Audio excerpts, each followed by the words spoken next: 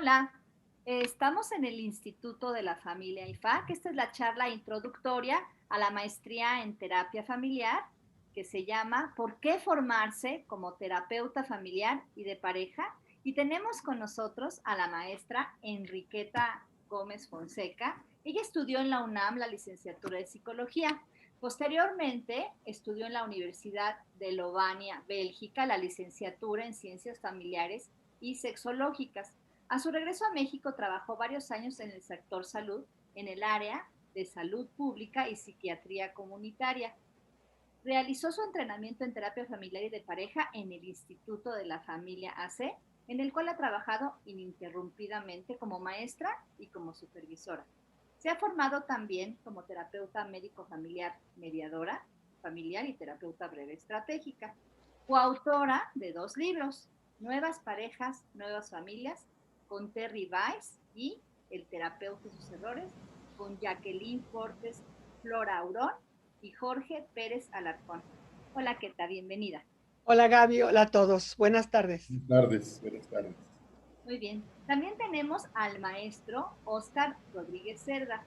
Él tiene una formación en psicología social, estudios de posgrado en filosofía de la ciencia, terapia familiar, terapia de pareja y ciencias de la educación. Académico en la Universidad Autónoma Metropolitana Iztapalapa y el Centro de Estudios e Investigación sobre la Familia, IPAC. Gracias, Óscar. Muy bien, Keta, buenas tardes. Hola Oscar, hola Gaby, hola a todo mundo, buenas tardes. Seamos bienvenidos a la plática del día de hoy. ¿Qué te parece? Si comenzamos, vamos a hablar brevemente de nuestra identidad con el Instituto de la Familia, de lo que hacemos y de lo que nos sucede cotidianamente en nuestras actividades ahí para el Instituto de la Familia. ¿Cómo ves? Sí, muy bien Oscar, fíjate que con el título de ¿Por qué formarse como terapeuta familiar? Me recuerda el por qué yo me formé como terapeuta familiar. Y estuve recordando, ¿no? O sea, como dijo Gaby en mi semblanza, yo estudié en la UNAM, luego hice un posgrado en Bélgica, exactamente también sobre familia, mi posgrado, en fin, y empecé a trabajar en el sector salud. Y creo que yo me sentía muy bien informada, creo que venía bien informada, no formada, pero sí informada, porque había estado, bueno, en universidades donde había estudiado seriamente, etcétera. Y en realidad, cuando ya me quise formar como terapeuta familiar, alguien me sugirió el IFAC, una persona que estaba estudiando en el IFAC. Sí, y yo al principio pensé, dije, bueno, esto yo también de alguna manera ya había estudiado varias cosas, pero cuando tuve ya contacto con el IFAC, me di cuenta de que no es lo mismo estar bien informado, porque podemos estar muy bien informados, y ahora, bueno, ahora con las redes y el internet y estas cosas, rapidísimo te informas. Yo es increíble, ahorita podría meterme a Google y poner cualquier frase y en cuestión de segundos tengo una respuesta y me informo. Pero no es lo mismo, o sea, no es lo mismo formarte. Entonces, cuando ya entré yo al Instituto de la Familia, pues nada, que me di cuenta que eso era muy diferente de todos los libros que yo había leído y todos los cursos que había tomado y las conferencias que inclusive yo ya impartía en el sector salud, ¿no? Porque no sé tú cómo la veas, pero a mí el entrar a un instituto como el IFAC, realmente de formación, no información nada más, ¿no? Sino que me sorprendió muchísimo, ¿no? Y una de las cosas, te lo digo francamente, que me sorprendieron, una fue, porque no estaba yo acostumbrada a eso, fue que entrando en la primera semana del entrenamiento, me pusieron a entrevistar a una familia en Cámara de Gesell y yo estaba, bueno, muy desconcertada porque yo decía, ¿cómo es posible que me hagan esto? No me han dicho ni siquiera cómo se entrevista una familia y ya estaba yo en el hospital infantil con un profesor atrás de la Cámara de Gesell y con mis colegas entrevistando. Bueno, temblaba yo del miedo. Y ahora que lo veo y estoy muy de acuerdo con esta formación, porque porque el que te avienten así al ruedo, como fue mi experiencia, que la critiqué, que debo decir que no me gustó, ¿no? No me gustó porque se me hizo muy violento, pero te hace usar tus recursos. Y todos los tenemos para entrevistar, y fue lo que me dijo un maestro, el doctor Chagoya, me decía, ¿qué no has recibido nunca a nadie en tu casa? Y yo le dije, sí, pues sí, pues igual. Me dije, pues así se hace una entrevista. Porque yo le dije, ¿cómo la hago? Pues como tú recibes a alguien en tu casa, empiezas a platicar con ellos. Bueno, eso me impactó mucho y lo agradezco actualmente y estoy a favor de ese tipo de cosas porque te empiezas a usarte tú como persona. Y la otra que me impactó también mucho al entrar a IFAC, que yo no estaba acostumbrada, yo venía de una formación muy, muy teórica, eran los seminarios vivenciales. Ahí sí, yo decía, ¿qué es esto? ¿No? Esto de hacer los roles y meterte y entonces empecé a vibrar y a sentir, cosa que agradezco enormemente, más todas las otras actividades formativas. Entonces, pues sí, ¿por qué formarse como terapeuta familiar? Es que no es lo mismo formarse como terapeuta familiar a estar informado de terapia familiar o Claro. estudiar teoría. Porque mira, estudiar pues en línea, pues, hay libros, hay muchas cosas que uno puede hacer, pero formarse no es tan fácil, Oscar, ¿no? O sea, el título me recuerda mi propia formación y por qué yo sí entré a IFAC y por qué ya nunca me salí de IFAC y aquí sigo. Claro, con la peculiaridad, Keta, de que en el Instituto de la Familia formarse incluye entrenamiento bajo el acompañamiento de los supervisores que te están siguiendo, que te están guiando, que te estimulan, que te infunden valor o seguridad o tranquilidad. Fíjate, qué curioso, has hablado de un fenómeno que sigo yo observando aún en los nuevos alumnos o las nuevas alumnas que llegan a la maestría. De repente vivir esa experiencia del temor, de la inseguridad, es algo que ocurre. Ha habido alumnas incluso que nos dicen, no entro, no voy a entrar, lo siento. ¿Se enojan como yo me enojé? Y estoy al punto de ponerme a temblar porque no tengo experiencia. Entonces tenemos que conciliar y tenemos que ceder y les ofrecemos, bueno, está bien, muy bien, está muy bien que reconozcas que estás nerviosa, voy a entrar acompañándote junto contigo, pero tú desde el principio, a pesar de que yo hable, tú vas a llevar la guía de la entrevista. Y lo vamos a hacer así, riéndonos y divirtiéndonos. ¿Qué te parece? Y es la manera como a veces hemos convencido a algunas alumnas que se ponen nerviosas en la primera entrevista con una familia real. Fíjate, yo en la universidad trabajé muchos años con grupos haciendo investigación porque a mí siempre me ha llamado la atención el fenómeno de cómo se difunde el conocimiento. Ujú. Y entonces esta temática me llevó a trabajar con grupos creados artificialmente para ser observados en escenarios artificiales y para manejar variables y hacer observaciones según las necesidades del tema o del artículo de la publicación en ciernes, ¿no? Y de pronto pensé, después de tantos años de haber trabajado con tantos grupos, de haber estado frente a conferencias con un montón de personas, decido formarme como terapeuta familiar porque pensé, creo que ya es hora de empezar a trabajar con grupos reales de carne y hueso. Ujú. No tanto crear el grupo para la investigación, sino necesito formarme en el, y en el sentido de trabajar con un grupo natural. Y qué mejor que es la familia. De hecho, algunas de mis investigaciones ya me apuntaban en las conclusiones al arquetipo de la familia como modelo prototípico de carácter universal del grupo. El grupo es casi, casi algo así como idéntico a la familia y viceversa, ¿no? En esas circunstancias llegué a IFAC y también me tocó una primera vez y aunque no lo creas y aunque sea increíble, después de tantos años de trabajar con grupos de personas, de estar al frente de seminarios, de estar impartiendo conferencias, la primera ocasión estaba yo balbuciendo y pensando, ¿y ahora qué digo? ¿Y ahora qué hago? ¿Y ahora qué pregunto? Y esta respuesta a dónde me va a llevar? Y la- lamentablemente en esa ocasión no tengo grabación, pero sentí nervios también, me sentí inseguro. Inmediatamente que tomé el receso, se lo dije a mis supervisoras en ese momento. Me dijeron, "Ay, no te preocupes, hombre, eso nos pasa a todos, así que tú vas bien, tranquilo, termina tu entrevista, céntrate en este tema y todo va a salir perfectamente bien".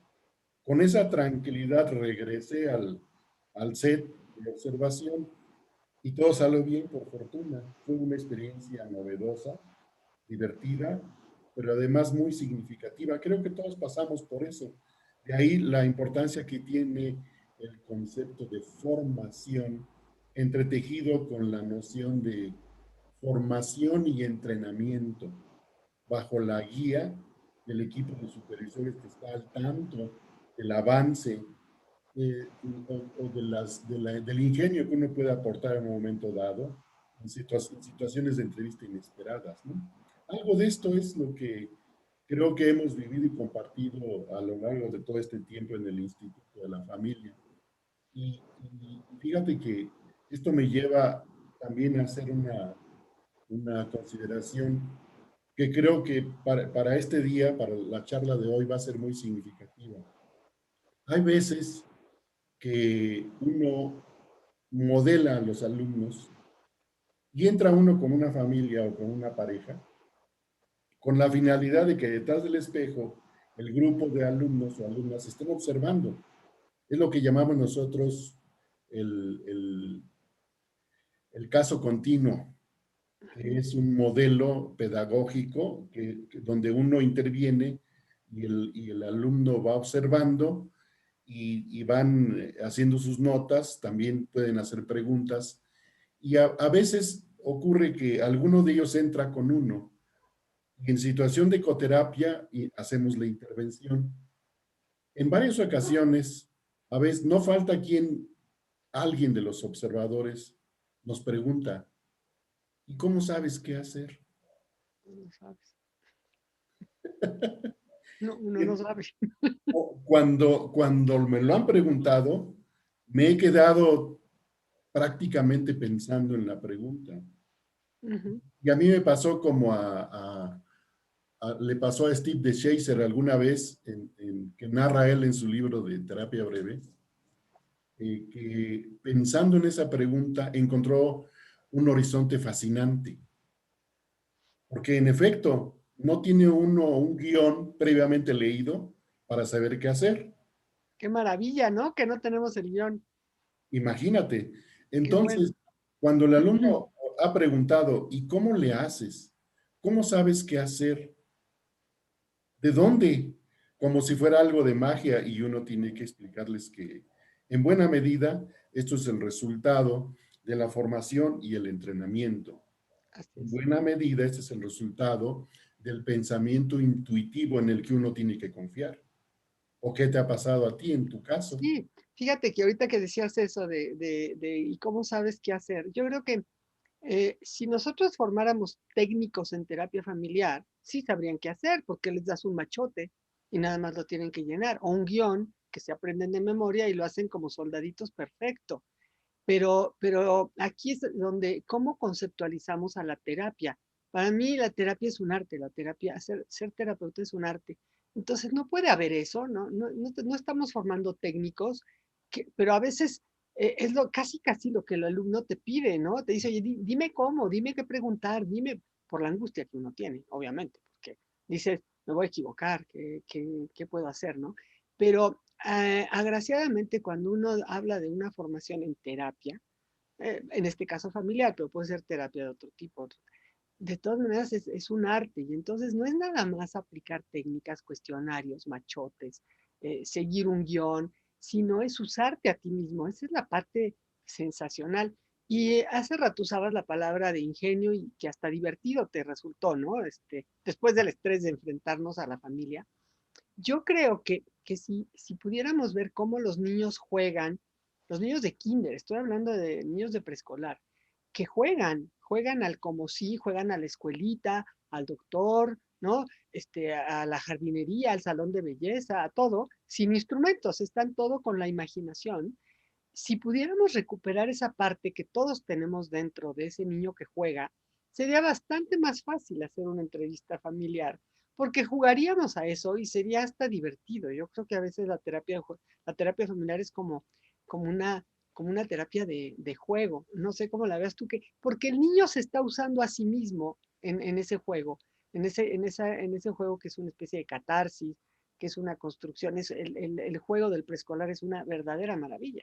¿No? Entonces, cuando ves cómo su mundo interno lo pone en el mundo externo y actúa, realmente está actuando y está entrevistando, un niño chiquito te puede entrevistar fácilmente, conversas con él.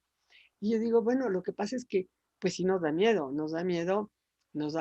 la entrevista eh, y, eh, y preferimos a veces la seguridad de un machote, de un guión que nos diga qué hacer. Y aquí la ventaja de esta situación, que es como la formación del artista, estaba yo pensando en el Renacimiento, en los talleres donde iban a seguir a un maestro, ¿no?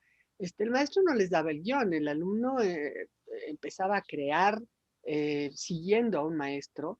Y bueno, nosotros hacemos lo mismo, seguimos a nuestros maestros, a nuestros autores, en fin, pero en realidad cada entrevista es diferente, Oscar, no sé cómo la veas, no, yo no he visto ninguna entrevista en IFAC que sea la misma, o sea, ni conmigo misma en diferentes sesiones, lo cual se me hace fascinante. No sé cuál es tu opinión. Fíjate, me hace recordar lo que a Roger tanto le gustaba apuntar en sus notas o en sus libros. Todo grupo, decía él, es diferente. No hay un solo grupo repetible. Así es. Sobre todo cuando él pone énfasis en la persona. De igual manera, uno aprende poco a poco a ver las familias y a entender que no hay una familia repetible. Todas las familias son diferentes. Por lo tanto, todo el escenario de entrevista, de inicio, de intervención terapéutica es diferente. A veces cuando les respondo a las alumnas, cuando viene la pregunta de cómo sabes qué hacer, ¿Cómo sabes? les digo, no, fíjate que no sabía. Esto yo lo hago después de tantos tanteos y estimaciones. Y confío en mi intuición. Ujú, Si no así es. me resulta, simplemente le digo a la familia, lo siento, creo que por ahí no iba, ¿qué les parece si hablamos de esto? Porque la familia te aprecia el que seas transparente, directo. Y entonces les digo, no hay ningún problema, no es una cuestión de prejuicio. Es esto que hago y que ustedes ven, puede ser incluso como una improvisación del momento. Exacto. Si la familia responde de determinada manera, si tiene un estilo para subrayar una temática, entonces yo estoy estimando y tanteando si es el momento adecuado para meterme en esa temática y empezar a observar y explorar. Porque no lo puedo hacer abruptamente, pero sí puedo tantear de qué manera hacerlo y cómo voy a hacer la pregunta adecuada que me permitan, una vez que me aceptan, estar ahí junto con ellos viviendo sus descripciones, que no explicaciones, sus descripciones de lo que están viviendo. O cómo te pasa a ti, Keita. Fíjate, ahorita usaste la palabra intuición y el pensamiento intuitivo, ¿no? A veces las personas creen que intuición es una contrarreacción de un estado emocional y digo, no es sentimiento, ¿eh? La intuición es un tipo de pensar utilísimo, utilísimo, porque ya lo tienes integrado, ya lo asimilaste, ¿sí? Leíste, hiciste, y ya a través de la experiencia, tu pensamiento intuitivo va creciendo y eso es lo que realmente usas porque no hay un guión, no hay algo en que uno entre como decir esto va a ser lo correcto y esto lo incorrecto. Fíjate, recuerdo un taller que tomé con Carlos Slutsky, un terapeuta familiar muy conocido y reconocido argentino, y él hizo una entrevista en vivo, como se acostumbra a aprender terapia familiares, viendo entrevistas en cámara de GSL o en circuito cerrado o en vivo en un auditorio. Y entonces terminó la entrevista y se fue la familia y le empezaron a preguntar, ¿y por qué hiciste esto, Carlos? ¿No? ¿Y por qué hiciste esto? Y entonces él, con un gran sentido del humor, se quedaba viendo al techo y decía, déjame ver qué racionalización te voy a decir, porque yo no sé por qué lo hice. O sea, yo entro a conversar, yo no entro pensando cuál es el guión o la intervención correcta. Yo me estoy, primero hablo y luego después a lo mejor te doy una racionalización de por qué lo hice. No sé por qué lo hice, pero las personas sí te piden y te exigen a veces, no, es que tienes que estar todo el tiempo pensando. Yo digo, no, vamos con el pensamiento intuitivo. Para mí el pensamiento intuitivo es una gran riqueza, no nada más la lógica racional, las hipótesis, que son muy buenas. El intuitivo, ese que te late y por ahí te vas, ¿no? A lo mejor te equivocas y dices, perdón, no era por ahí, y los pacientes hasta te perdonan, ¿no? Cuando uno se equivoca. Pero no sé qué piensas tú de la sabiduría de este tipo de pensamiento intuitivo que todos tenemos. Fíjate, me estás haciendo recordar que el experto es quien mejor saca provecho de su pensamiento intuitivo. Y el modelo del experto es el que pedagógicamente nos hace comprender el alcance del pensamiento intuitivo. Así es. De hecho, con la expertez, el individuo aprende a utilizar como una de sus herramientas su pensamiento intuitivo. Esto además, si le agregas la pericia que te brinda la experiencia, bueno, es una herramienta formidable. Y aquí que tenga sentido cuando hablamos de formación, entrenamiento en la maestría en terapia familiar, porque combinadas la formación y el entrenamiento a lo largo de su paso por las sedes, los alumnos comienzan a hacerse expertos en la entrevista familiar, en reconocer sus propios sentimientos respecto de la situación de convivencia y de conversación con la familia. Esta, este sentido de expertez que se va acumulando cada vez que pasan por una sede diferente y con la diversidad de opiniones de los equipos de supervisión, les va dotando puntos de vista diversos y plurales a partir de los cuales ellos pueden cada uno desarrollar su propio punto de vista porque no se contradice. De ahí que el pensamiento intuitivo acompañado de la experiencia es una herramienta formidable para observar, para conversar o para concluir acerca de la crisis de una familia. ¿No lo ves? ¿No lo ves así? Sí, y fíjate que esa es otra de las grandes riquezas. Yo creo que, por lo menos yo voy a hablar a nivel personal, si yo hago algo bien en terapia, se los debo a mis pacientes. O sea, se lo debo a que, pues yo no sé ya en cuántos pacientes he visto en mi vida, en todas las instituciones por las que he rotado y en IFAC, pero uno aprende con ellos, uno crece con ellos son los que te enseñan. Uno, claro, los maestros, los libros y demás, pero en realidad, ¿cómo vas aprendiendo? Pues mientras más casos clínicos lleves, ¿no? Mientras más experiencia clínica tienes, no es nada más en los libros, y esto yo ya me lo sé, tienes que tener experiencia clínica. Y yo recuerdo alguna vez en un seminario que tomé donde hablábamos de detectives, por ejemplo, de Sherlock Holmes, ¿no? Y decíamos, un buen detective es como un buen clínico, ¿no? O sea, tiene un evento aquí, pero tiene esta experiencia que hace que pueda conectar este elemento de acá con este de acá, ¿sí? Pero por intuición, no es un pensamiento secuencial, lógico, racional. Es que ha visto tantas veces, como dicen, ¿por qué hay médicos que son tan buenos? Pues porque ven un caso y lo asocian su cerebro a los 1000 casos que han visto de fiebre reumática. Pues ya saben que eso es una fiebre reumática, ¿no? Ya nada más conectan las dos. Entonces, yo creo que ese es una de las cosas, bueno, sé que hay muchos institutos que forman terapeutas familiares, ¿no? El nuestro es uno de ellos, pero en el Instituto de la Familia, una de las cosas que a mí me gusta mucho es el énfasis en la práctica clínica. O sea, te formas, sí, la teoría, los seminarios, las lecturas, los reportes, como todo instituto de enseñanza superior, pero tienes que estar talachándole, ¿no? O sea, y tienes que estar viendo pacientes y supervisando y entregando reportes y tu terapia personal. Y yo pienso que una parte importante de la formación es juntar estas dos cosas, ¿no? La parte, sí, informada, pero tienes que hacer el clic con con la experiencia clínica, ¿no? Y yo por eso digo, gracias señores pacientes que me han enseñado tanto de ustedes, porque es un privilegio que te enseñen lo más íntimo que tienen, que es su sufrimiento, ¿no? Entonces, yo creo que parte de la formación sí es tener práctica clínica. No sé cómo veas tú eso de la práctica clínica. Claro, por supuesto.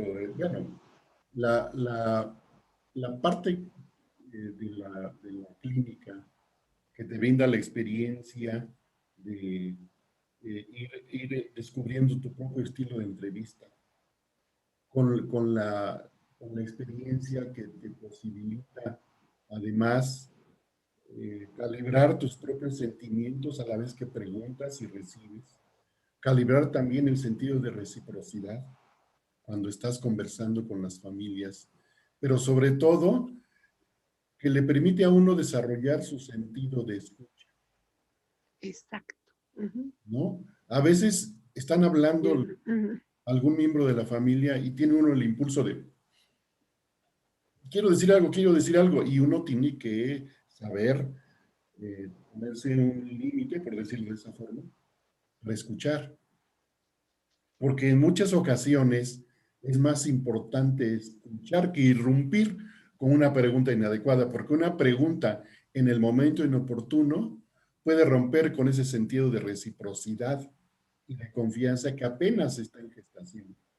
Es parte de lo que a uno le toca vivir. Oye, qué importante esto que estás diciendo, cuando dijiste lo de escuchar, porque a veces, por lo menos pienso, como yo fui entrenada en la universidad hace muchos años, en técnicas de entrevista te enseñan a preguntar y nos volvemos unas personas que interrogamos, ¿no? Y te dicen cómo debes de hacer qué preguntas debes de hacer, qué preguntas no debes de hacer. Y yo creo que para una persona que está sufriendo y que va a terapia, y estoy hablando de no una terapia individual, sino una terapia familiar, donde además es riesgosa la terapia familiar. Es más segura la terapia individual porque nadie te está escuchando.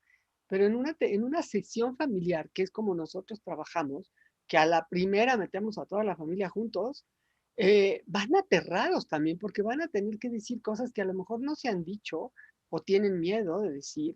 Y entonces, si uno empieza a torpedear con preguntas, yo creo y ellos están asustados, lo que pienso que es más razonable es tomar una actitud de escucha y de no, de quitarnos ese prurito de que tenemos que interrogar y dejar que las cosas sucedan y sobre todo, Oscar, escuchar y ver, ¿no? O sea, porque como uno está, como dijiste tú, ya está uno con la idea de que yo ya quiero preguntar pero en realidad la pregunta es para mí, yo quiero saber algo de una hipótesis mía, pero si yo abro los ojos y como antropóloga me pongo a ver y pongo a observar las conductas, las miradas, la posición del cuerpo y me permito sentir y resonar con ellos, va a ser mucho más útil que aviente 20 preguntas que aprendí en un manual, ¿no? Entonces, y además las personas se van a sentir mejor, nada más si en la primera entrevista familiar se sintieron escuchados. Todos, hasta el niño chiquito de 2 años que está ahí, o la abuelita de 80, ¿no? Porque a veces, como nos encanta hacer preguntas inteligentes y tenemos muchas hipótesis brillantes, nos vamos a querer comprobar una hipótesis y a lo mejor empezamos a hablar con la mamá o con el papá y dejamos de lado al adolescente o al niño de 5 años. Entonces, esta actitud de escuchar, de ver y de a lo mejor aprender a no torpedear con una serie de preguntas. Claro que uno hace preguntas, pero hay que medirlo. Eso implica como un respeto a la familia. No es fácil hacer entrevistas familiares.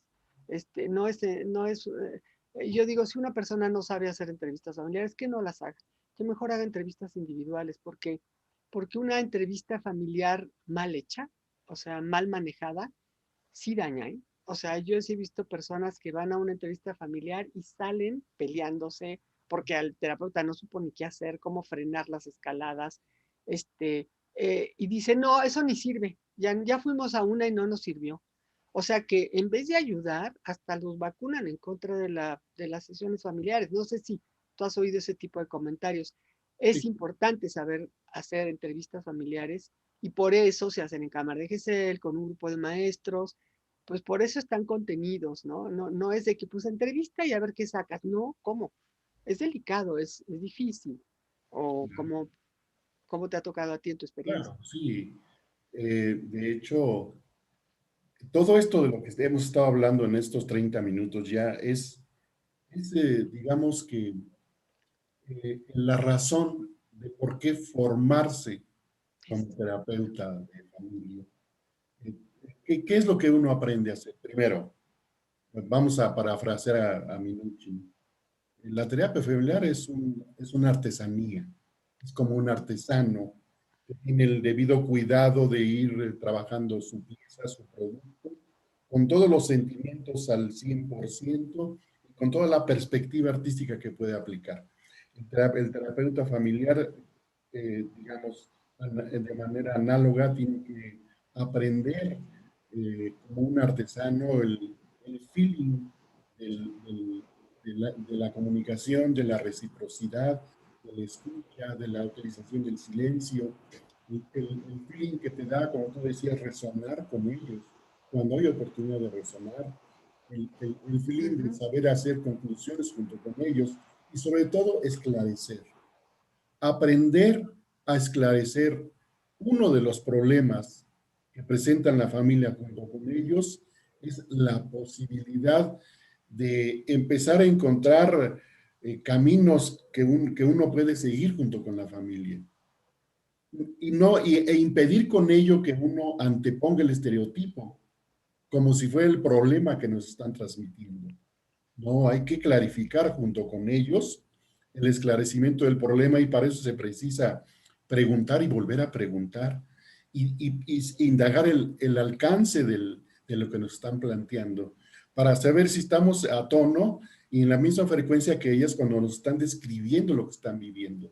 ¿Qué te parece a ti? Sí, fíjate, em, a veces, bueno, en la formación te enseñan como psicóloga clínica, estoy pensando, ¿no? Que además manejamos pruebas y demás porque nos piden un diagnóstico, ¿no? O sea, sí, yo recuerdo en los primeros equipos que yo trabajé de salud mental como psicóloga clínica, eran presididos por un psiquiatra, las psicólogas clínicas no podíamos presidir los equipos, eran los psiquiatras, y el psiquiatra te mandaba al paciente, pero su objetivo era, mándame el diagnóstico, ¿no?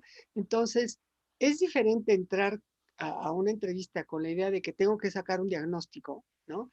A una entrevista donde dices, a ver, espérate, voy a conversar con este grupo familiar, con personas que están sufriendo y como tú dices, quiero ver si los estoy entendiendo. Por eso es muy importante estar esclareciendo, porque si no damos las cosas por hechas, o como dicen en inglés, for granted, y nos vamos, es muy fácil usar atajos como los estereotipos, como las etiquetas, como los diagnósticos, es decir, esto es una depresión, esto es, y entonces yo traigo una cosa que ya estoy con mi viejo aprendizaje de que tengo que estar diagnosticando y poniendo etiquetas de diagnóstico, que bueno, yo sí lo tenía que hacer cuando trabajé en el sector salud, yo tenía que entregar mi reporte diario con el diagnóstico, o sea, vi a este paciente y luego en la hojita de epidemiología tenía que poner el diagnóstico, o sea, no era de que a ver si conversas con la familia y no pongas el diagnóstico, tienes que ponerlo en el expediente y en el reporte. Entonces te vicias y empiezas a ver etiquetas o a ver diagnósticos, cuando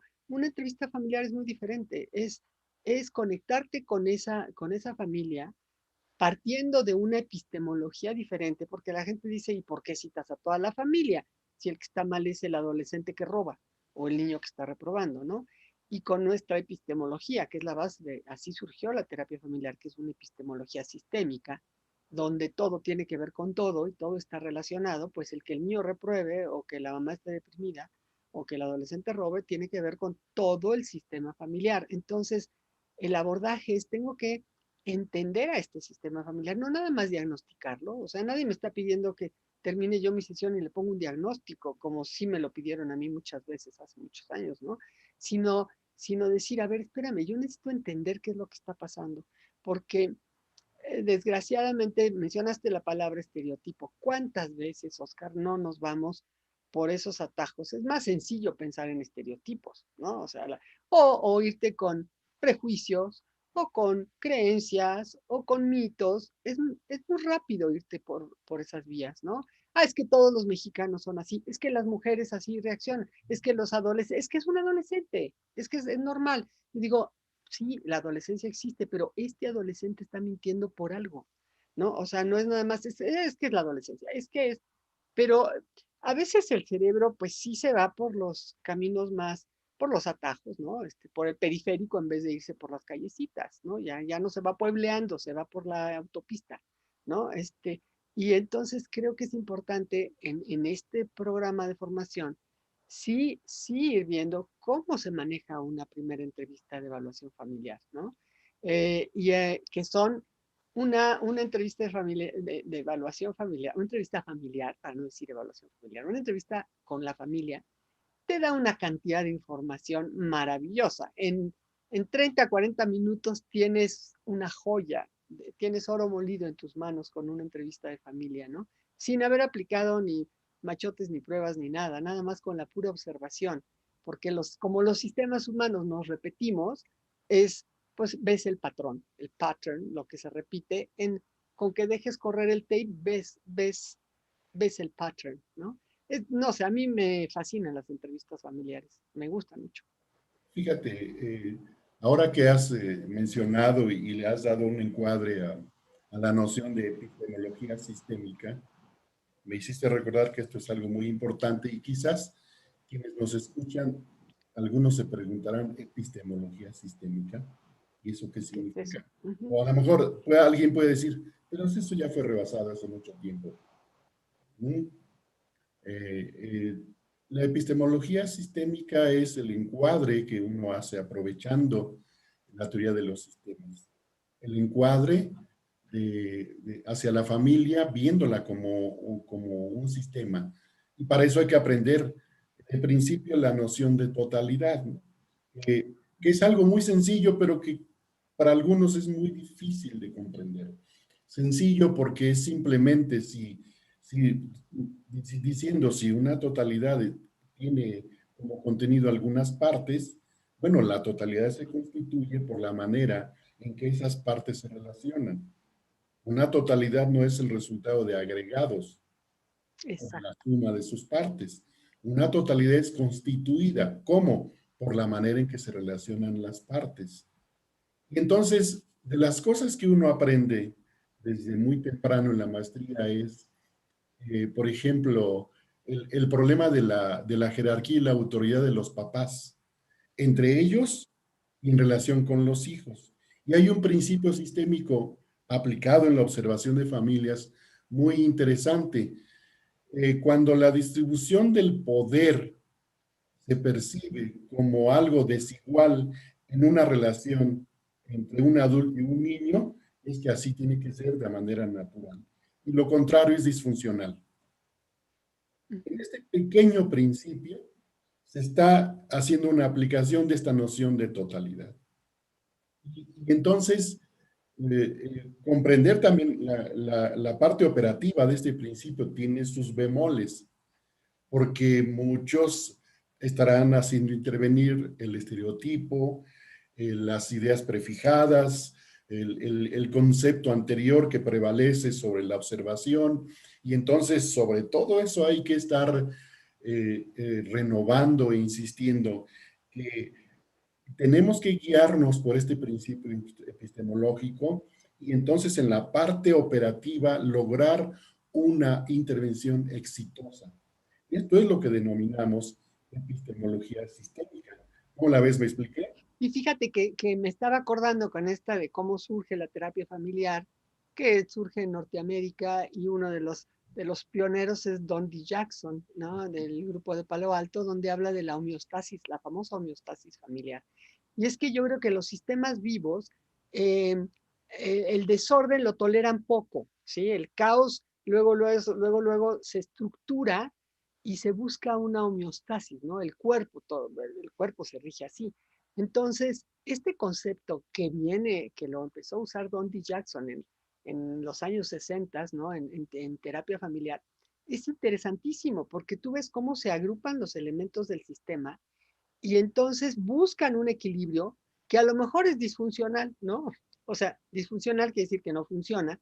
Y estoy pensando en el famoso fenómeno que nosotros hablamos del paciente identificado, ¿no? O sea, cuando nosotros hablamos de familia, decimos, ¿y quién es el paciente identificado? O sea, ¿por qué viene la familia? Pues porque el niño, porque la niña, porque el adolescente, porque la mamá.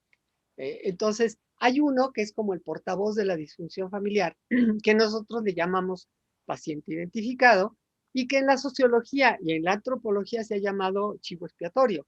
Y existe en todas las culturas milenarias, en todos lados existe el fenómeno del chivo expiatorio.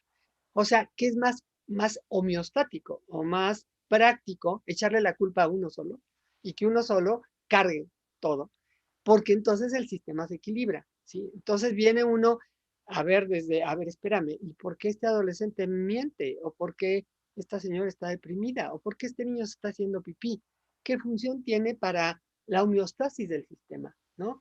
Porque el sistema, sí, ante esta situación de desorden, busca la estructura y por eso se hacen alianzas, coaliciones, patterns, todas estas cosas que sabemos en los sistemas, porque es, por lo menos es un equilibrio, disfuncional, pero es un equilibrio. Fíjate, recuerdo, una de las cosas que hacemos en terapia de familia es tratar de desetiquetar al paciente identificado, ¿no? Viene la familia, acusan siempre, tírenle a uno, ¿no? Y muchas veces son los adolescentes o los niños, ¿no? Gracias a los niños y a los adolescentes nos llegan las familias porque son los que llevan toda la carga. Entonces yo me acuerdo una sesión que no fue ni IFAC, fue aquí en mi consultorio, donde llega un chico de 14 años, y todo el mundo le empieza a tirar al chico de 14 años. Y yo no me alío con esto, sino que empiezo a hablar de otras cosas, pero no me uno a atacar al chico de 14. Pero lo chistoso fue que al rato el de 14, empezada la entrevista, levantó la mano y me dijo, oye, ¿qué tal? Pero todos vinimos aquí porque yo soy el problema. O sea, él solito se volvió a poner. Yo lo quería sacar, pero él mismo me dijo, es que te estás equivocando, ¿eh? O sea, te recuerdo que yo soy el problema. Y yo digo, es la homeostasis familiar de la que se hablaba desde el inicio de la terapia familiar, este concepto y cómo el sistema se estructura para mantener esta homeostasis. ¿Cómo ves? Sí, fíjate, la fuerza de la familia es tal, la ceguera también es tan fuerte, que la familia misma no se da cuenta de lo que está ocurriendo, porque es ciega a sus acciones y a los razonamientos que le permiten, digamos que dar cuenta de lo que está ocurriendo. Para eso está el observador, que es el terapeuta, ¿no? Claro. Eh, esta, me pones a pensar en cómo este niño está, digamos, hasta ese punto que te hace la pregunta, conminado a guiarse por el pensamiento del estereotipo. Ujú. ¿Por qué están hablando todos de otra cosa si el problema soy yo? Yo, ¿Y por qué la doctora no me hace caso si el problema soy yo? él ya Hasta se la este- creyó. sí, claro, la familia se la cree, el niño se lo cree, Todo el pero mundo se la cree. pues, en ¿Por común, qué la terapeuta no? ¿No? ándale, algo por el estilo. Y entonces, estas son oportunidades que uno tiene como observador y como interventor, como acompañante de la familia, para mostrar caminos alternativos, tanto para unos como para otros. En este caso, el niño que hace la pregunta aparentemente ingenua, se le puede ofrecer la posibilidad de que modifique su perspectiva a ver si hay un cambio en su forma de encuadrado o de pensar a las relaciones familiares. En fin, todas estas cosas. Fíjate que te quería comentar, ahorita me estoy acordando, esto digo, te conté el caso del consultorio porque fue hasta chistoso, ¿no? Con un niño de 14, no había ningún peligro de vida o muerte, era un niño con problemas de conducta, qué raro, segundo de secundaria, todos los de segundo de secundaria dan problemas, pero tuve una experiencia que me pegó muchísimo en el hospital de nutrición, cuando estaba yo ahí estuve 5 años en nutrición. En los casos de trasplante renal, ¿sí? Eh, y sí me marcó y me dejó un dolor intenso, profundo, porque entrevisté a una familia donde tendrían que decidir quién iba a donar el riñón, ¿sí? había una familia, había uno que ya no, estaba amarillo, blanco, con un color ya cenizo, como si este hombre se va a morir.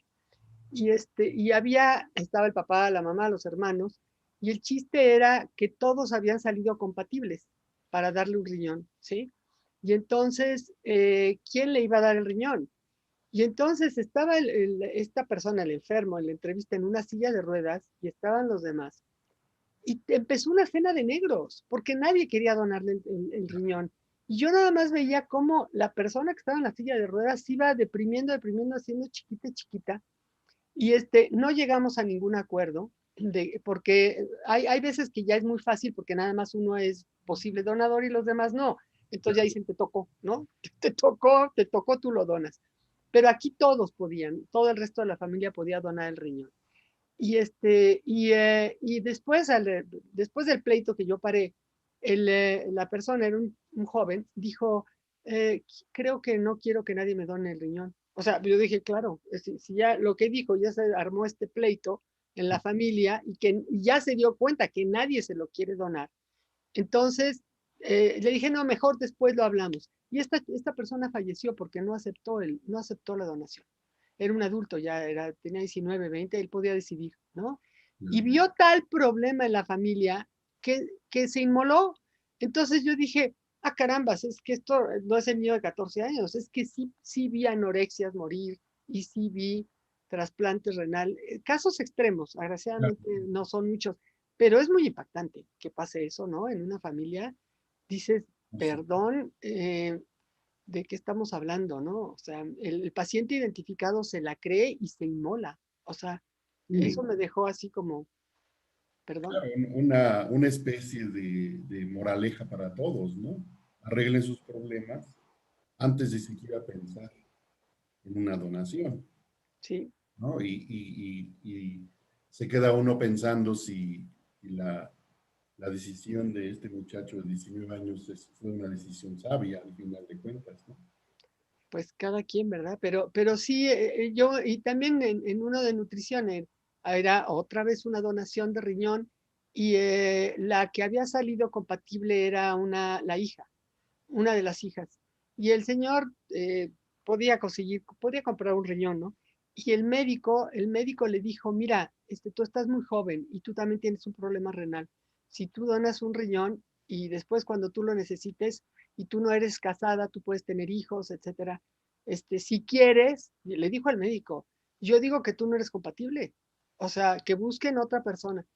Y ella llegó y me dijo, bueno, me insultó al médico, me dijo, era mi paciente individual, ella dijo, qué barbaridad, ¿cómo un médico puede decir eso? Le dije, mira, ok, yo no sé esto de la ética del médico que dice que puede decir que no eres compatible, pero, pero te trató de salvar.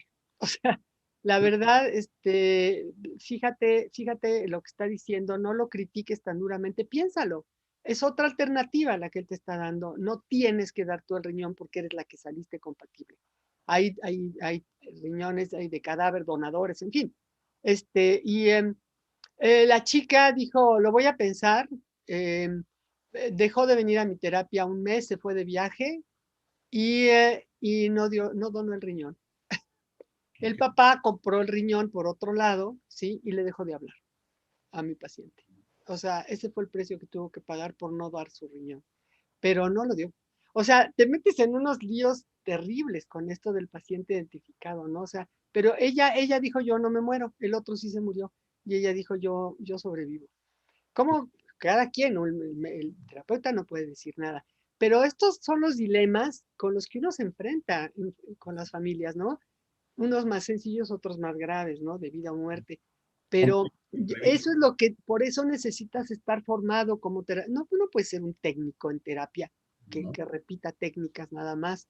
Esto implica usar tus vísceras, tu persona, tus valores. Este, te, te pega muchísimo y tienes que tomar decisiones a veces y muchas veces éticas. Te meten en un dilema ético, ¿no? Claro. Personal. Y yo digo, pues de eso se trata la vida también. Tenemos dilemas éticos todo el tiempo. Por supuesto, porque como tú dices, el terapeuta es un observador que trae consigo su propio mundo y que es el que activa cuando ejerce la observación. Y esta combinación de su propia experiencia que proviene de su mundo, con la escucha con la guía de los supervisores, por ejemplo, en el caso de la maestría, eh, suele desarrollarse en el uso de uno mismo, del terapeuta mismo, poniéndose al servicio del sistema y tratando de encuadrar el problema con toda la claridad y encontrar una posible solución al respecto. Más o menos en términos generales, podríamos nosotros ahorita derivar o concluir de esta manera. Son las 4:50 que también me gustaría hacer rápidamente un resumen y me ayudas por favor a ver si no se me van las cosas. Empezamos hablando sobre lo que ocurre a veces en las sedes de terapia familiar, cuando algún alumno nos pregunta, ¿y cómo sabes qué hacer? Ujú. Al tratar de responder a esta pregunta o tratar de encuadrar lo que esto significa, encontramos que detrás de esta pregunta hay una fascinación de todo lo que uno puede aprender e incorporar para sí mismo en términos de la experiencia que nos ofrecen las personas que comparten con nosotros y que a través de esas experiencias podemos nosotros crecer junto con ellos como observadores, como interventores, como escuchas y, y quizás lograr una intervención exitosa hasta cierto punto. Hemos hablado también de cómo todo esto es algo que aprendemos con el tema de la combinación de la formación y el entrenamiento. Cada uno de los participantes tiene la oportunidad de aprender con más o con menos eh, profundidad las oportunidades que hay para ir creciendo, pero definitivamente el hecho de que en la práctica clínica nos veamos constreñidos o nos veamos invitados de pronto a tener que trabajar con familias de manera inmediata es parte del fogueo que tiene el participante en la Ujú. formación y es parte de su entrenamiento. ¿Cómo ves? ¿Cómo escuchas Sí, todo esto? sí, estoy de acuerdo. O sea, como que estaba yo pensando cómo, eh, visto de esta manera, de que esto es un arte, de que vamos a estar aprendiendo y pensando en lo complejo y en cómo cada uno de nosotros va a hacer su propia síntesis personal. O sea, que no podemos decir cuál es como es arte y vamos a usarnos como personas, pues no somos las mismas. Tú y yo somos diferentes, todos somos diferentes, y entonces el cómo cada uno va a ir acomodando lo que ha aprendido y su experiencia de vida y su experiencia clínica, pues no puede ser igual. Entonces, una de las cosas que caracteriza al Instituto de la Familia es que no estamos casados con una escuela en especial, ¿no? O sea, en nuestro programa, en los diferentes semestres estamos viendo diferentes modelos, ¿no? A veces pues a veces hasta nos han criticado por eso, porque nos dicen, ¿y ustedes de dónde son, no? ¿De Palo Alto o son de narrativa o son de...? Digo, no, no somos de nadie, ¿no? En realidad lo que queremos es formar artistas, o sea, formar terapeutas familiares que elijan cuál es su estilo, sus marcos teóricos. Nosotros les damos un todo, como un menú completo para que luego pues cada quien pueda irse formando y seguirse formando, porque siempre nos seguimos formando, pero de acuerdo a tu síntesis o a ti mismo, ¿no? Entonces, por eso es un enfoque integrativo que integra diferentes modelos, y no nada más hablamos de un solo modelo, ¿no? Creo que en ese sentido es nuestra congruencia como formadores, es el respeto. Tenemos que respetar las diferencias individuales y la complejidad, ¿no? Y la diversidad. O, es como una postura, quizás, una posición de respeto al otro, ¿no? Que va más allá de la técnica, ¿no? De las escuelas, Claro, más filosófica, etc. Ujú. claro, y esto no se opone a que cada uno de los participantes pueda elegir y decidir sobre su propia teoría con la que se va a comprometer y con la que va a guiar sus conceptos y la manera de intervenir en las familias o en las parejas. No se opone, no es algo contradictorio. Así Sin es. embargo, hay que estar a favor de la diversidad y la pluralidad. ¿Qué te parece si le preguntamos a Gaby? A Gaby, a ver si hay algunas preguntas si han entrado algunas preguntas y con mucho gusto podemos, aunque no los vemos, pero podemos verlos a través de sus preguntas y conversar con ellos. Muy bien, Gaby. Pues muy bien, bueno, aquí estoy. Dice aquí Sandra, hola, también van a hablar del posgrado en terapia de pareja. Le interesa mucho a Sandra, por favor, que hablen sobre el posgrado en terapia de pareja.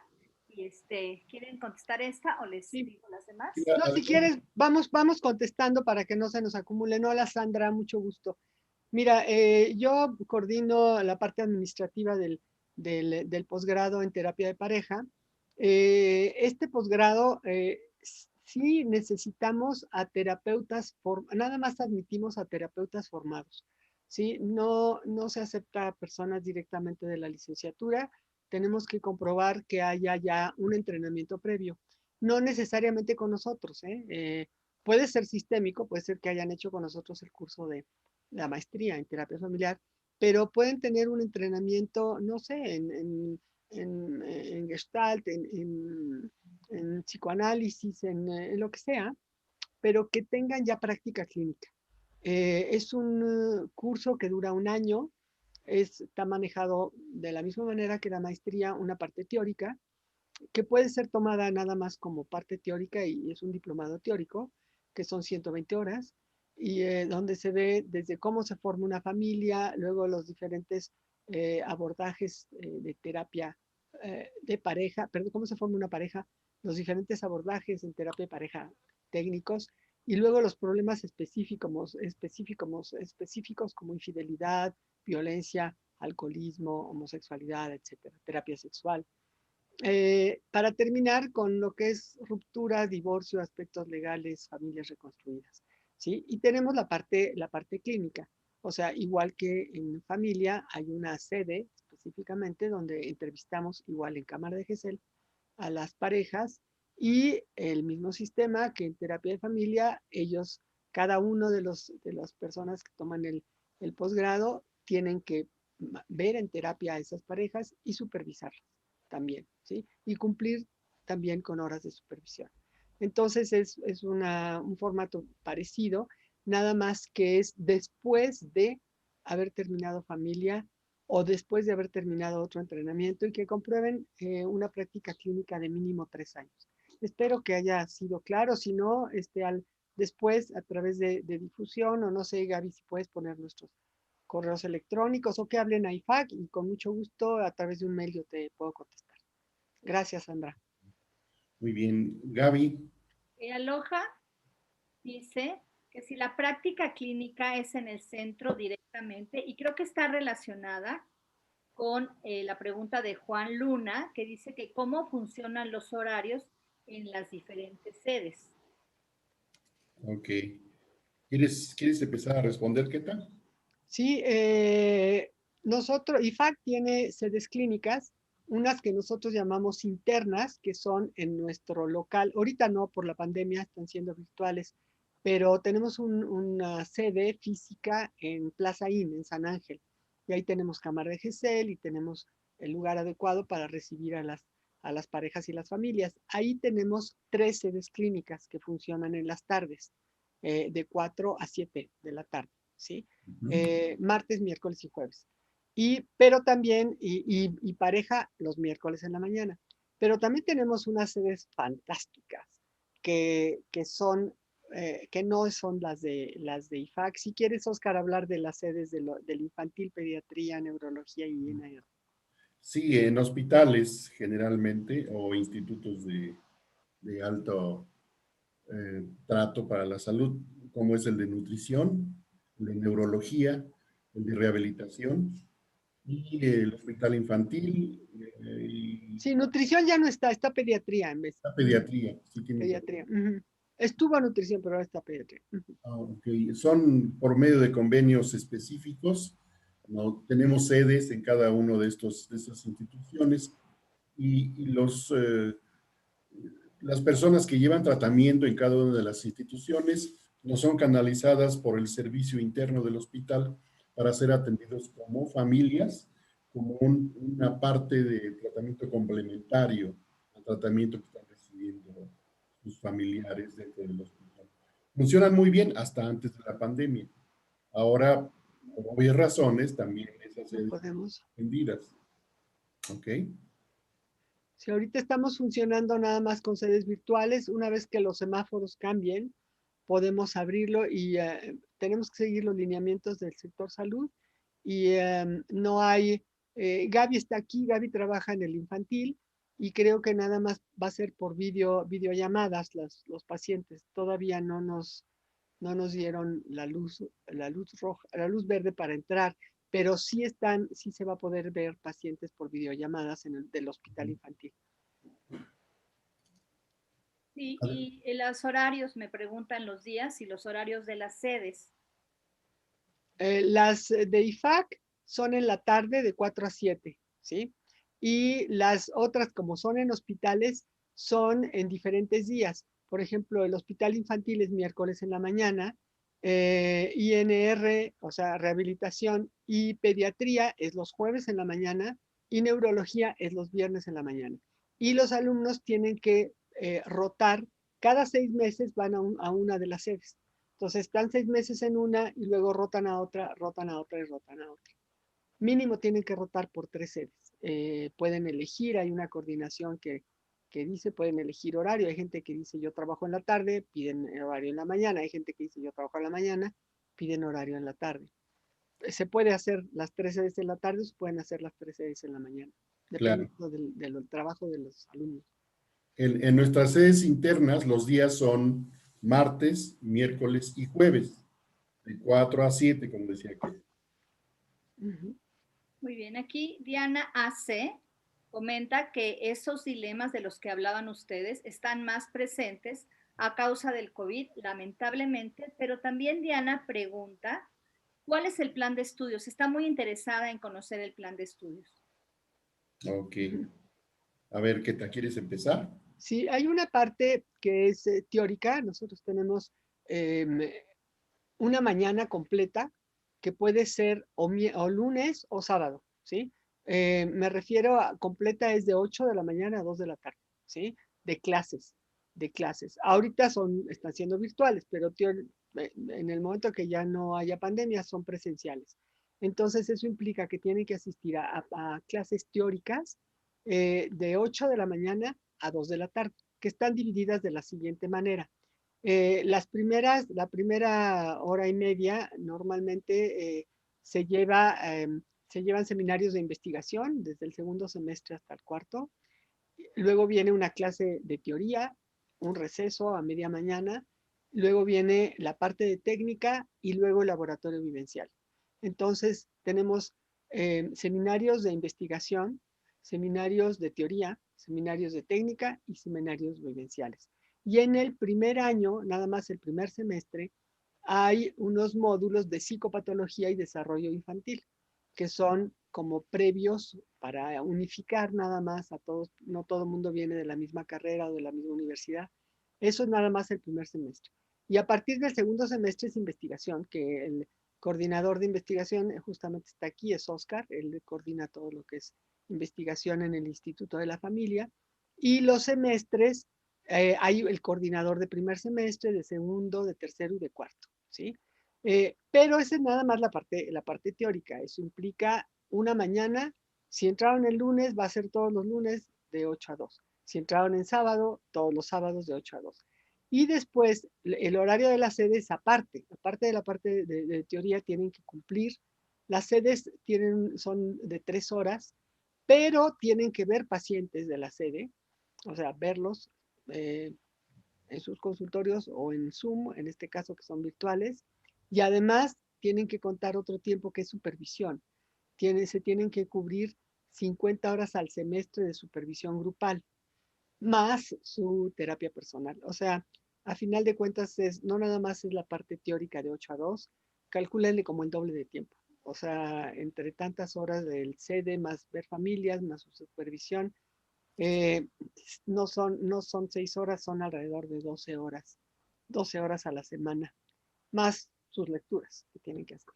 No sé, Oscar, si quieres agregar algo de Más esto. o menos, nada más subrayar el laboratorio de simulación de familias, que es un espacio muy importante, porque ahí nos fogueamos, además de lo que hacemos en la sede y lo que podemos hacer en otros espacios de actividad teórica, en esos laboratorios, los mismos participantes están creando y recreando familias, problemáticas familiares, y los mismos participantes ocupan la posición de observador terapeuta y hacen intervención.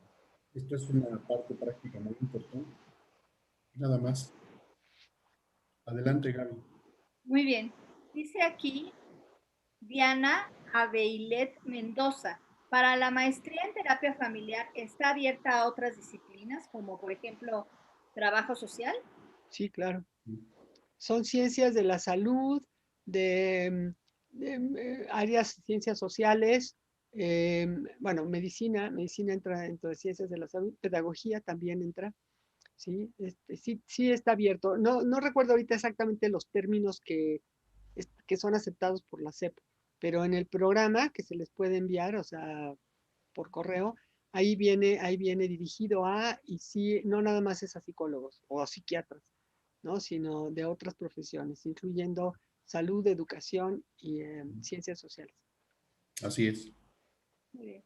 Sandra C. dice, yo soy terapeuta de la APM, entonces es posible tomar el posgrado.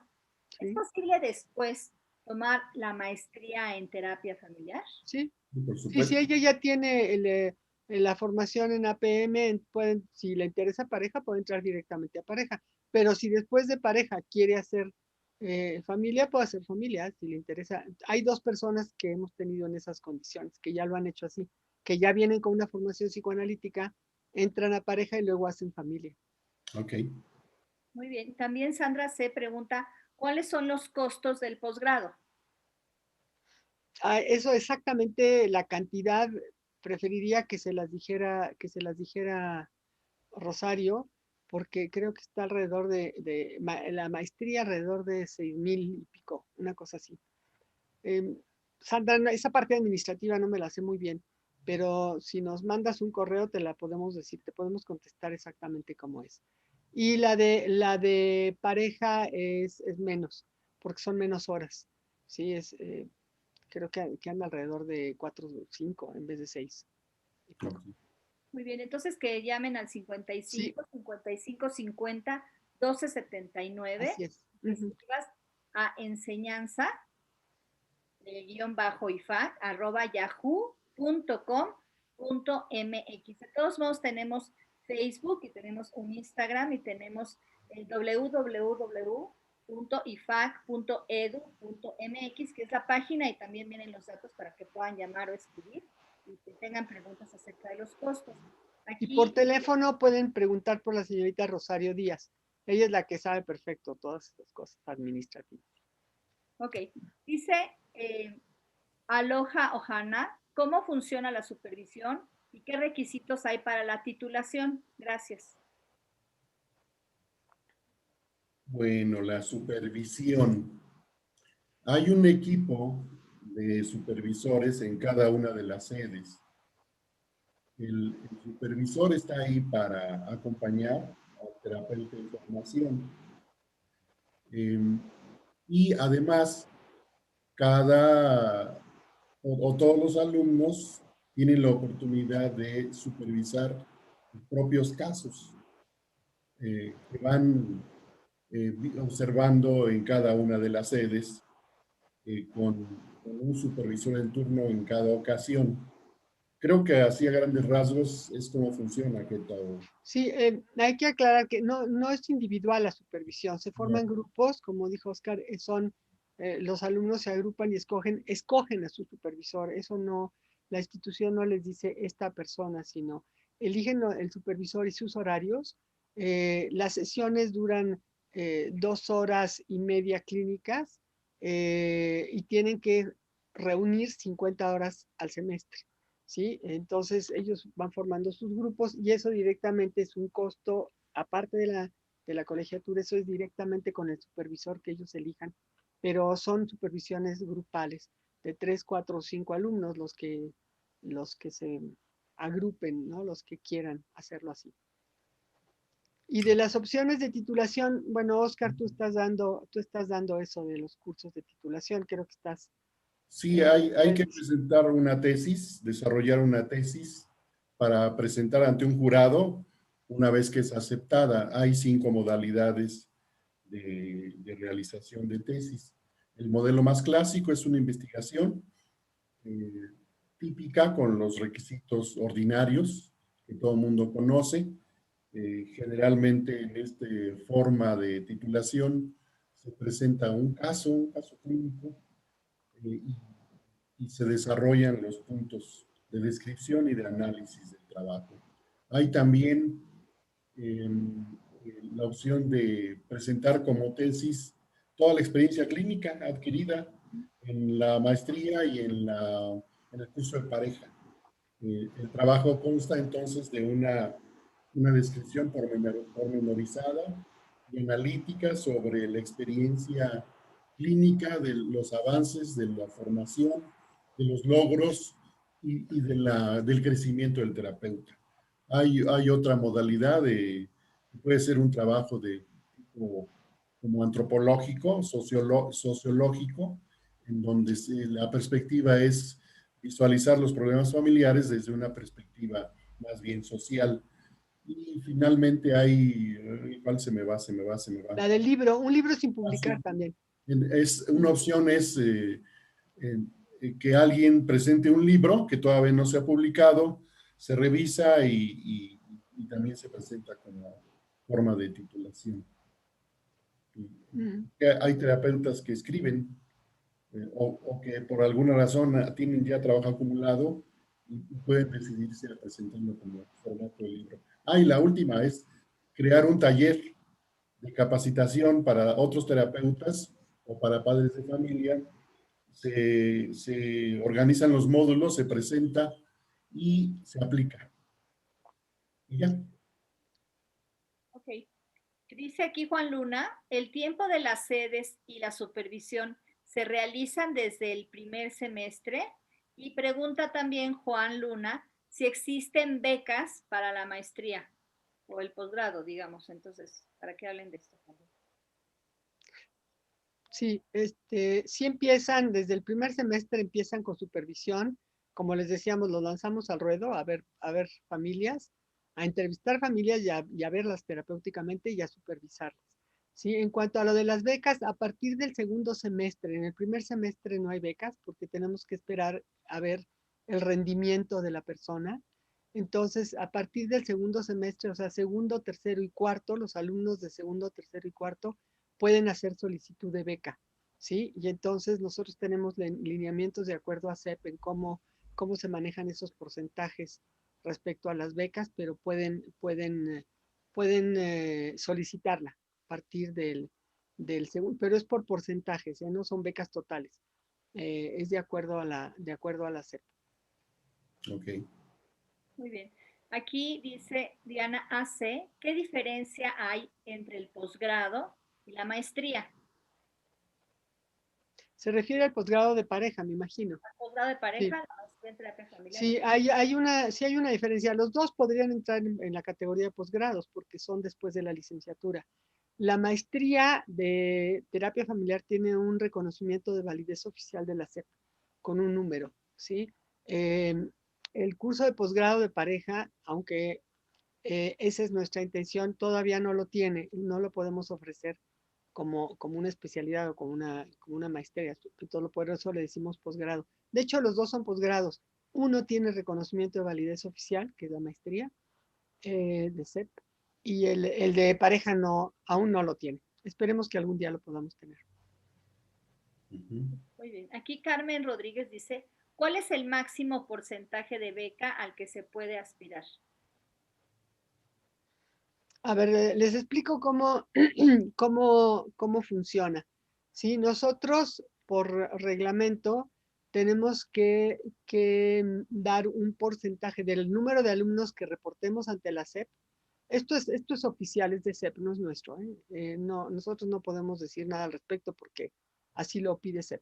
O sea, nosotros tenemos X alumnos, ¿no? Entonces, de acuerdo a ese número, la SEP nos dice, ustedes tienen que dar una beca, dos becas, tres becas, ¿no? Que serían tres becas completas, ¿no? El equivalente de tres becas completas.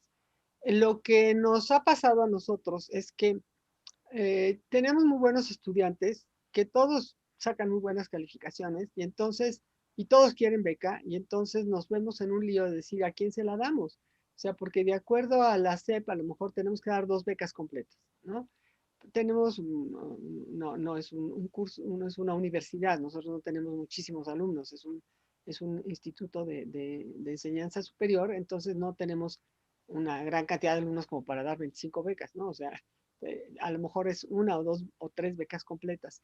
Entonces, lo que hemos hecho es que si los solicitantes a lo mejor son 10 o 12 y los 12 merecerían una beca, no podemos hacer un volado y decir, a ver, a quién le, de Team Marín de Doping Way, a quién le toca, porque pensamos que es injusto, porque los 12 se la merecerían. Entonces, lo que hemos hecho es prorratear y dividir las tres becas entre esos 12, entonces no son becas totales, les toca el porcentaje que debe de ser de acuerdo a CEP. Pero esa es la política que hemos seguido porque no queremos favorecer a uno y quitarle a otro. Y en esto de las becas entonces empieza a ser una competencia de pedir cada vez más papeles y visita domiciliaria para ver si realmente lo necesita, una especie como de policías, ¿no? Y en realidad con que una persona demuestre que tiene problemas económicos y que tiene muy buenas calificaciones, se merecería una beca. No podemos darla completa, pero sí prorrateamos de acuerdo al número de solicitudes que haya y el número de alumnos que tengamos. Muy bien, aquí Aloha Ojana dice, ¿me podría comentar más del taller para la titulación? Muchas gracias. Oscar. Uh-huh.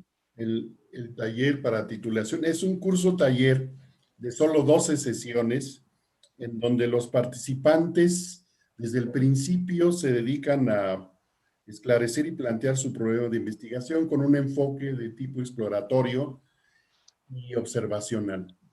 Generalmente quienes han participado en este curso taller eligen un caso clínico que llevan en su propio consultorio, solamente lo pasan en formato de la investigación, que es de corte cualitativo y que tiene puntos muy precisos a seguir, guiándonos por lo que algunos textos guía nos ofrecen como posibilidad de reportar la investigación. En solo 12 sesiones los participantes terminan la tesis, que una vez culminada se somete a revisión por tres revisores y una vez aceptada, pues se organiza el examen de grado. A grandes rasgos, ese es lo que es el curso taller de titulación. Muy bien. Me dice Sandra C., ¿cuándo es el inicio del posgrado en terapia de pareja? Ese no empieza cada semestre, ese empieza hasta septiembre del año que entra. De este año, perdón. Ya creo que, no, ya terminó 2020, estamos en 2021. Sí, la maestría abre cada semestre, ¿eh? Sí, sí tenemos generación que abre cada semestre. Abre en marzo, abre en septiembre. Bueno, era febrero, agosto, pero con la pandemia se corrió un mes. El curso de pareja empieza hasta septiembre. Ahorita no tenemos apertura. Está ya a mitad nuestros alumnos ya van a la mitad de su proceso. Y en marzo las clases teóricas son en sábado, ¿verdad? Y en septiembre son en lunes las clases teóricas. Exactamente.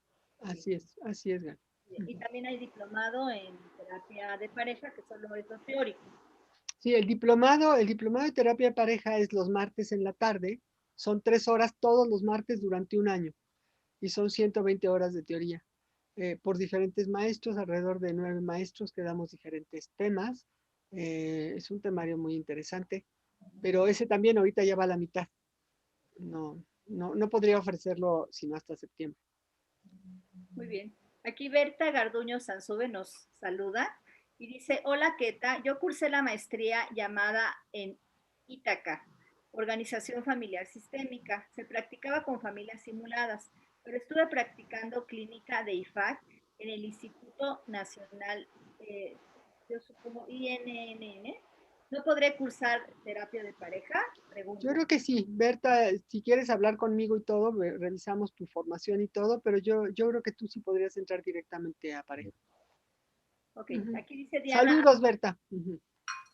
dice Diana Abeilet, dice, ¿el curso de titulación tiene costo? Sí, el curso de titulación vale 2,700 pesos mensuales. Muy bien. Flor González nos saluda y pregunta algo técnico. Dice, ¿qué estrategias se podrían utilizar cuando la familia es renuente o rígida al cambio? A ver, yo podría decir la que no se puede utilizar, ¿sí? Yo creo que la mayoría de pacientes, eh, pues hay una cierta renuencia, como lo mencionas, al cambio o miedo, como lo querramos llamar, ¿no? Entonces, yo creo que lo que no se debe hacer, y eso nos lo dijo Master Minuchin desde el inicio, es que uno no entra a un sistema confrontando, sino que hace uno el tracking, como decían, o sea, tenemos que ir ganándolos y ayudarlos a que se les venza el miedo, porque regañarlos, correrlos, confrontarlos, interpretárselos, no es la mejor estrategia. Creo que uno tiene que respetar también ese miedo y no hacer juicios de valor, o sea, sino empatizar y decir, creemos que están sufriendo todos y podemos ayudarlos, pero si ustedes quieren, ¿por qué no nos dan la oportunidad de vamos a, eh, piénsenlo? Y yo una de las cosas que uso, ¿no? Que en terapia de pareja, por lo pronto, es que nosotros tenemos un manejo administrativo de 10 sesiones, o sea, los alumnos tienen que ver un mínimo de 10 sesiones a los pacientes, sea pareja o sea familia. Si después los quieren ver 20, 30, 50, quedarse con ellos, ya es responsabilidad de ellos. El instituto se deslinda de esa responsabilidad, pero no quiere decir que los tienen que abandonar a las 10 sesiones, para nada. Pero hay un mínimo de 10 sesiones. Entonces, yo a veces sí les digo, bueno, ¿por qué no se dan chances? Tienen tantos problemas de pareja, una terapia breve de 10 sesiones, o dense por lo menos 3 sesiones de plazo para ver si esto les puede gustar o no, ¿no? Pero no por la fuerza, no criticando, no haciendo juicios de valor, no peleándome con ellos, no confrontando. Creo que una de las cosas que yo aprendí en las instituciones de manera personal, y se los voy a decir tal cual, o sea, cuando uno trabaja en instituciones, nos protege la bata blanca y el escudo. O sea, yo porté bata blanca y varios escudos de por medio, y uno se siente muy seguro con esa bata blanca y con ese escudo, porque la institución te respalda, ¿no? Entonces, eso es bueno, te da mucha seguridad, mucho sentimiento de pertenencia. A mí me gusta, me gustó, pero también hace que a veces uno abuse y entonces uno dice, y si no cumples con estos requisitos, te vas, ¿no? Porque yo soy la de la institución y yo puedo decir si te tomo o no te tomo, ¿no? Eh, uno de esos institutos es nutrición. Nutrición es un excelente instituto de tercer nivel, de lo mejor que hay, y es un privilegio poder estar ahí, bueno, como paciente, pero también como docente o como participando en los equipos clínicos, ¿no? Nada más que como es un instituto que tiene muchísima demanda y de tercer nivel, pues sí tiene, y es de investigación además, pone requisitos muy, muy duros y muy estrictos, y si uno no los cumple, se tiene que salir de la institución, porque la institución dice, a mí una cama en nutrición es muy cara, entonces o te alineas o te vas para afuera, ¿no? Entonces, yo estaba ahí y había mucha gente que tenía que salir de ahí, porque y sobre todo pacientes psicológicos, no cumplían con los requisitos, ni querían cumplir con los requisitos. Entonces, agraciadamente, nutrición daba posibilidad de que esos pacientes renuentes se les daba una red de apoyo externo, dentro del cual yo levanté la mano y dije, yo entro a ese apoyo externo, para no tirarlo, para no correrlos, ¿no? No dejarlos sin servicio. Entonces, gracias a que me formé en esa fila de apoyo externo en personal de nutrición, empecé a recibir en mi consultorio, y a la fecha todavía tengo personas de nutrición, que obviamente uno no les puede cobrar la consulta privada, pero no importa, donde aprendí que lo importante es no pelearse con ellos, entenderlos dentro de su resistencia. Les estoy hablando de familias tan rígidas como las psicosomáticas de anorexia nervosa. Si hay familias rígidas, son las de trastornos de conducta alimentaria porque, y resistentes, ¿no? Entonces, agraciadamente pude trabajar con muchas familias así, aprendí a quererlas y a no pelearme con ellas. Y entonces aprendí la lección que lo mejor es ser continente y no oponente. Entonces, como respuesta te diría que lo que no hay que hacer es ponerse de oponente. A ver qué formas uno inventa para no ponerse de oponente y si se van y no quieren, pues también están en su derecho de no ir a terapia. Pero jalonearlos, criticarlos, correrlos, no es la manera. Y lo aprendí a través de eso. Le agradezco a Nutrición que me haya permitido ser personal de apoyo externo, cobrando 100 pesos la consulta. Dije, no me importa. Y aprendí esa lección que creo que es muy valiosa. Ok, dice aquí Berta Garduño otra vez. Estuve un semestre en la práctica clínica del IN, yo supongo que es pediatría, en IFAC. ¿Podría asistir a otros semestres de prácticas clínicas con IFAC? Es decir, Claro, asistir a las prácticas clínicas solo, digamos, para especializar. claro. Claro, es que, Berta, qué bueno que mencionaste esto, porque nosotros tenemos una sección abierta para personas que ya son como tú, que ya tienen estudios y demás, y ofrecemos la asistencia a las sedes en una categoría que se llama observadores y que tiene un costo de 1,000 pesos mensuales. Entonces, si cualquier persona que venga de la UNAM, de otra institución, que diga yo quiero observar la práctica clínica de las sedes clínicas de IFAC, lo puede hacer. Se inscribe nada más como personal de observador, paga 1,000 pesos mensuales, no tiene que presentar papeles de la SEP ni de nada y asiste a nuestras sedes clínicas. Y es valiosísimo observar pacientes, aunque a esas personas no se les dan pacientes para que los vean. Eso no, eso nada más lo hacemos con los que nosotros tenemos en formación. Pero sí se puede, sí, sí, sí, bienvenida Berta si tú quieres, o quien sea, lo puede hacer, pero ya tienen que ser terapeutas, ¿eh? O sea, no alumnos de licenciatura. Sí, en la difusión está como experiencia clínica institucional, pero Ujú, como observador. ujú. Ok. Esa es, Gaby. Experiencia clínica. ¿Cómo dijiste? Experiencia Experiencia clínica. clínica institucional, Esa es, como así se observador. llama. Dice aquí Sandra C. Ya no entendí.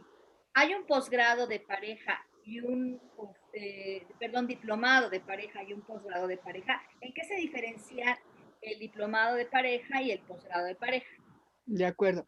El posgrado de pareja tiene una parte teórica y una parte clínica y supervisión. Si las personas nada más quieren la parte teórica, no van a ir a la sede, no van a entrevistar familias, no van a tener supervisión. Entonces, para esas personas que nada más quieren la parte teórica, nosotros dijimos, ok, pueden entrar a la parte teórica los martes en la tarde, pero entonces no se les llama, no se les puede dar el diploma de terapeuta familiar, entonces se les da un diploma teórico en terapia de pareja, teórico, se aclara que es un diplomado teórico. Y hay personas que sí lo toman y nada más van los martes, pero eso no entran dentro de nuestra red de terapeutas de pareja porque no hicieron la parte práctica. Pero las clases son las mismas, llevan lo mismo los que van a hacer el curso completo que los del diplomado, lo cual está muy bien que estén juntos todos. Muy No bien, sé si le aclaré a Sandra, pero si no, igual si me manda un mail y yo encantada le respondo sus dudas individualmente. muy bien. Dice aquí Juan Luna, ¿existen costos para las entrevistas de admisión o ya se incluye en el costo de inscripción? Creo que está en el costo de inscripción, ¿eh? No tienen costo. Pero todo eso Rosarito dice, pero creo que no tienen costo. Está en el costo de inscripción. Muy bien. Entonces, los invitamos para que llamen al 55 55 50 12 79, donde pueden responderles cuestiones acerca de administración, costos y esto. Exacto. Ujú. Muy bien, Flor González dice muchas gracias y son todas las preguntas. Muchas gracias, Gaby. Pues Pues muchas gracias. Ujú. concluimos, Kika. Creo que la jornada estuvo muy productiva el día de hoy. Yo me he sentido muy a gusto, como siempre, conversando contigo y descubriendo cosas cada vez que platicamos. Espero que tú también te sientas Sí, así. nos gusta mucho hacer esta actividad. Ahora la estamos haciendo virtual, pero les queremos decir que normalmente la hacemos en vivo en IFAC y hacemos una entrevista simulada con los participantes y es súper ilustrativo hacer como un caso clínico en vivo, Ajá. más que una exposición como la que estamos haciendo ahora, pero debido a la pandemia, pues bueno, ni modo, agraciadamente tenemos el Zoom, pero nada más que pase esto, volvemos a hacer nuestras entrevistas en vivo, invitarlos a nuestro local de Plaza Inn, ¿sí? Ha sido un placer esta actividad, me gustó mucho y gracias Gaby, gracias César, gracias a todos los que asistieron y seguimos a sus órdenes. Yo les puedo decir, me pueden mandar un correo, es muy fácil porque es Gómez Queta, o sea, al revés, en vez de Enriqueta Gómez es todo en minúsculas, gmail.com y encantado les respondo el correo. ¿Sí? Oscar, no sé cuál es el tuyo. Pues es uno bien, bien difícil, pero ahí va. Yo también estuve muy a gusto, ¿qué tal? Muy a gusto, muchas gracias. Gracias a César, a Gaby también. Mi correo electrónico es oscar-rodríguez-cerda @hotmail.com. Un poquito largo, pero también creo que es muy sencillo. Sí, es tu nombre, ¿no? Nada más, tu nombre con guiones bajos. Ya, así es. Pues muchas gracias. Y Muchas gracias a todos, que tengan muy buena tarde, les deseamos mucha salud, que pronto se acabe esta pesadilla de la pandemia, por lo pronto a cuidarnos, tapabocas, sana distancia y sobreviviremos, sobreviviremos. Mucha salud. pronto Gracias, Gaby. tenemos el IPAC. Hasta luego. Hasta luego. Gracias. Gracias.